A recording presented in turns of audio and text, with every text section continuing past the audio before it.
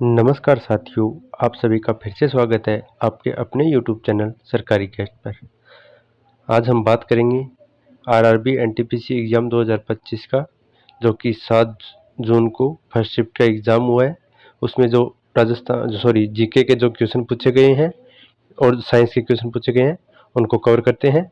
देखते हैं किस प्रकार के क्वेश्चन अभी पूछे जा रहे हैं, तो उसी हिसाब से आप अपनी तैयारी को बेहतर बना सकते हैं। अगर आप चैनल पर नए हैं तो चैनल को सब्सक्राइब कर लीजिए और नेक्स्ट शिफ्ट भी जल्दी अपलोड कर दी जाएगी। तो चलिए आज की पहली शिफ्ट पर बात करते हैं। पहली शिफ्ट का पहला क्वेश्चन है, भारतीय संविधान के किस भाग में राज्य के नीति निर्देशक सिद्धांत शामिल किए गए हैं, यानी डीपीएसपी। तो जो इसका राइट आंसर हो जाएगा, भाग 4 के अनुच्छेद 36 से 51 तक इनका वर्णन किया गया है डीपीएसपी का। डीपीएसपी की बात करें तो यह आयरलैंड के संविधान से लिए गए हैं। चलिए आगे बात करते हैं। भारत के शासन के लिए नीति निर्देशकों का यह एक समूह है। डीपीएसपी न्यायपालिका द्वारा लागू नहीं किए जा सकते हैं। चलिए अगले क्वेश्चन पर बात करते हैं। अगला क्वेश्चन पूछा गया है, पंचवर्षीय योजना को कौन तैयार करता है? तो इसमें इसका जवाब हो जाएगा, केंद्र सरकार द्वारा इनको तैयार किया जाता है। ये योजनाएं हर 5 साल के लिए बनाई जाती है।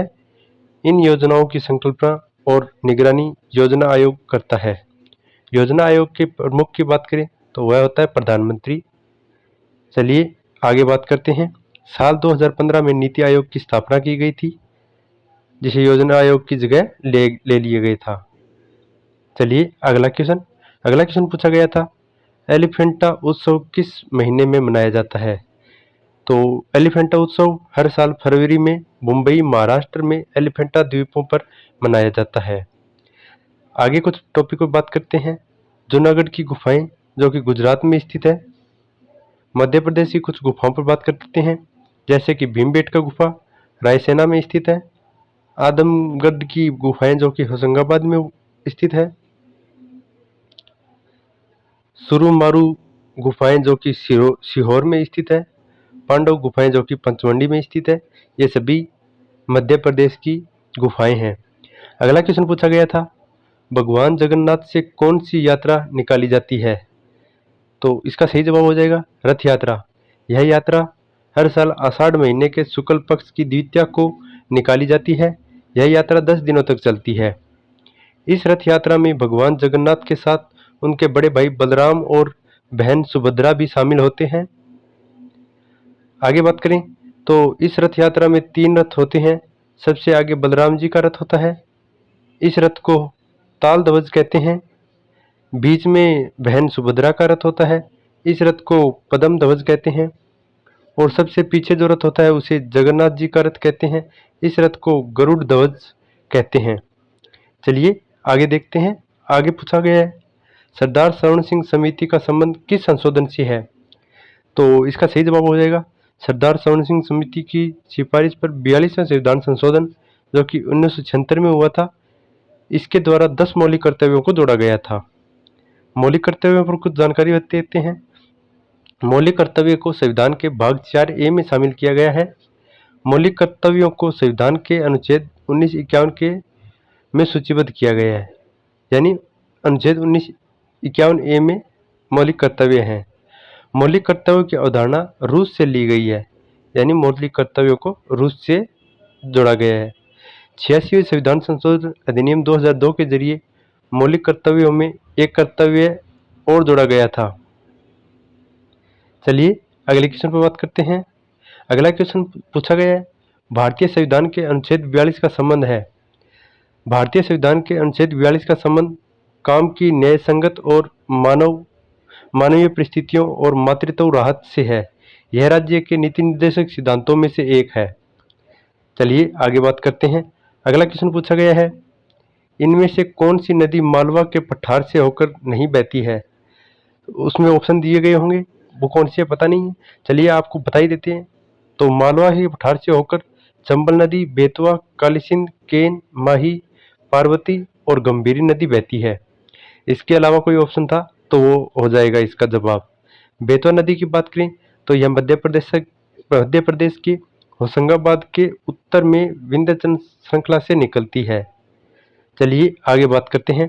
अगला क्वेश्चन पूछा गया है, 1857 के विद्रोह के दौरान दिल्ली पर कब्जा कब किया गया था?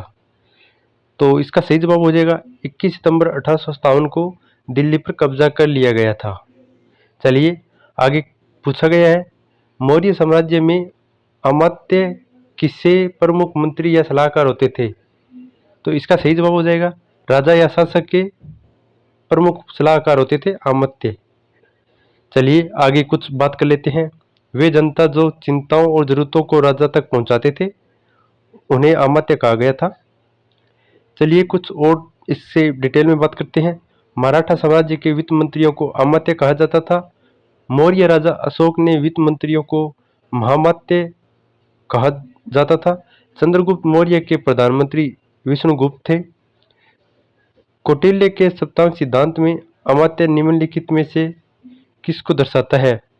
तो वह मंत्री और अधिकारी को दर्शाता है। चलिए आगे पूछा गया था अगला क्वेश्चन, मणिपुर राज्य में मनाया जाने वाला संगई महोत्सव कितने दिन मनाया जाता है? तो यह हर साल 21 से 30 नवंबर तक 10 दिनों तक मनाया जाता है। यह मणिपुर के पर्यटन विभाग द्वारा आयोजित किया जाने वाला सबसे बड़ा सांस्कृतिक महोत्सव है। चलिए मणिपुर के कुछ प्रमुख त्योहारों पर बात करते हैं। साजिबू चेराबो, याओसांग चेराबो महोत्सव, लुई नगाई नी, लाई हरोबा और कांग महोत्सव, ये कुछ मणिपुर के प्रमुख त्योहार है। चलिए आगे बात करते हैं मणिपुर के कुछ लोक नृत्य, जैसे कि रासलीला, जागोई, चोलोम और थांगता, यह मणिपुर के लोक नृत्य है। अगले क्वेश्चन पर बात करते हैं। पूछा गया है, गणगौर कितने दिन तक मनाया जाता है? इसका सही जवाब हो जाएगा गणगौर का त्यौहार 17 से 18 दिन तक मनाया जाता है। यह त्यौहार होलिका दहन के दूसरे दिन यानी चैत्र कृष्ण प्रतिपदा से शुरू होता है और चैत्र शुक्ल तृतीया को खत्म होता है। तो यह कुल 17 से 18 दिन तक मनाया जाता है। आगे बात करते हैं। आगे पूछा गया है, भारत के उपराष्ट्रपति का चुनाव किसके द्वारा किया जाता है? तो उपराष्ट्रपति का चुनाव प्रत्यक्ष रूप से संसद के दोनों सदनों के सदस्यों से मिलकर बने निर्वाचक मंडल द्वारा किया जाता है, जिसमें निर्वाचन और मनोनीत दोनों शामिल होते हैं। अनुच्छेद 66 में कहा गया है कि उपराष्ट्रपति का चुनाव एक निर्वाचक मंडल के सदस्यों द्वारा किया जाएगा। अध्याय 1 में के तहत भारत के संविधान के भाग 5 में भारत के उपराष्ट्रपति के कार्यकाल पर चर्चा की गई है। चलिए आगे बात करते हैं। अनुच्छेद 63 से 73 भारत के उपराष्ट्रपति से संबंधित है। भारत के वर्तमान उपराष्ट्रपति की बात करें तो जगदीप धनखड़ जी हैं। वे भारत के 14वें उपराष्ट्रपति हैं। भारत के पहले उपराष्ट्रपति श्री सर्वपल्ली राधाकृष्णन जी थे। चलिए आगे बात करते हैं। आगे पूछा गया है, भारत और चीन को कौन सा दर्रा जोड़ता है? तो इसका सही जवाब है काराकोरम और नाथुला दर्रा भारत को जोड़ता है चीन से। चलिए भारत और चीन को कौन सा दर्रा जोड़ता है? भारत और तिब्बत को जोड़ने वाले दर्रे की बात करें तो लिपुलेख दर्रा है। और कौन सा दर्रा लेह लद्दाख और कश्मीर को जोड़ता है? तो वह है जोजिला दर्रा। और भारत और म्यांमार को जोड़ने वाले दर्रे की बात करें तो वह है दिफू दर्रा, जो कि हिमाचल प्रदेश के लाहौल जिले को लद्दाख से जिले जोड़ता है। तो लद्दाख के लाहौल और हिमाचल प्रदेश को जोड़ने वाला दर्रे की बात करें तो बारालाचा दर्रा है, जो कि हिमाचल प्रदेश को लद्दाख से जोड़ता है। आगे बात करें तो कुल्लू घाटी को भारत के हिमाचल प्रदेश की लाहौल और स्पीति घाटियों से जोड़ता है रोहतांग दर्रा। चलिए आगे बात करते हैं। आगे पूछा गया है, शिक्षा का संबंध किस अनुच्छेद से है? तो अनुच्छेद 21A, जिसमें 6 से 14 वर्ष के बच्चों की शिक्षा को मुफ्त अनिवार्य शिक्षा का अधिकार दिया गया है, अनुच्छेद 21A में। चलिए आगे बात करते हैं। यह अधिकार मौलिक अधिकारों में शामिल है। संविधान के 86वें संविधान अधिनियम संशोधन अधिनियम 2002 में अनुच्छेद 21A को जोड़ा गया था। शिक्षा का अधिकार अधिनियम 2009 के जरिए इस अधिकार को लागू किया गया था। इस अधिनियम को 2 जुलाई 2009 को संसद में पारित किया गया था और 1 अप्रैल 2010 को लागू कर दिया गया था। चलिए आगे बात करते हैं। अनुच्छेद 45 के तहत 6 वर्ष से कम उम्र के बच्चों के लिए प्रारंभिक बचपन की देखभाल और शिक्षा का प्रावधान है अनुच्छेद 45 में।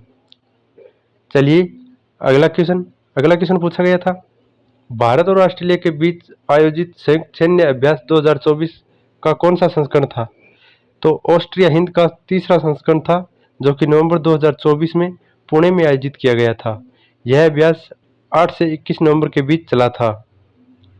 चलिए अगला क्वेश्चन पूछा गया था, आर्थिक उदारीकरण और आर्थिक सुधारों और अर्थशास्त्री से संबंधित हाल ही में किस प्रधानमंत्री की मृत्यु हो गई है? तो इसका सही जवाब है मनमोहन सिंह की, जो कि 26 दिसंबर 2024 को 92 वर्ष की उम्र में दिल्ली में उनका निधन हुआ था। आगे बात करते हैं, 24 मई 2004 से 26 मई 2014 तक भारत के प्रधानमंत्री रहे थे। उनके पुरस्कार की बात करें हैं तो उनको पद्म विभूषण 1987 में मिला था। चलिए अगला क्वेश्चन पूछा गया है, हाल ही में प्रधानमंत्री की आर्थिक सलाहकार परिषद के अध्यक्ष और प्रसिद्ध अर्थशास्त्री कौन थे जिनका 69 वर्ष की आयु में निधन हो गया? तो वो थे डॉक्टर विवेक देबरॉय, जिनका 69 वर्ष की आयु में निधन हो गया। चलिए आगे पूछा गया है, how many criminals law and implemented in India is 2024? Bharat में कितने आपराधिक कानून 2024 में लागू किए गए हैं? तो इसका सही जवाब हो जाएगा 3 नए आपराधिक कानून लागू किए गए हैं। भारतीय न्यायिक संहिता 2023, भारतीय नागरिक सुरक्षा संहिता 2023 और भारतीय साक्ष्य अधिनियम 2023, इन तीनों को लागू किया गया है। चलिए आगे बात करते हैं। तो सही है, आज का क्वेश्चन इतने ही क्वेश्चन दिए गए थे, तो जल्द ही हम दूसरी शिफ्ट का भी एनालिसिस लेके आएंगे। तब तक आप चैनल पर बने रहें, और आपको भी कोई क्वेश्चन मिला है यानी आपने एग्जाम दिया है तो आप कमेंट में बता सकते हैं।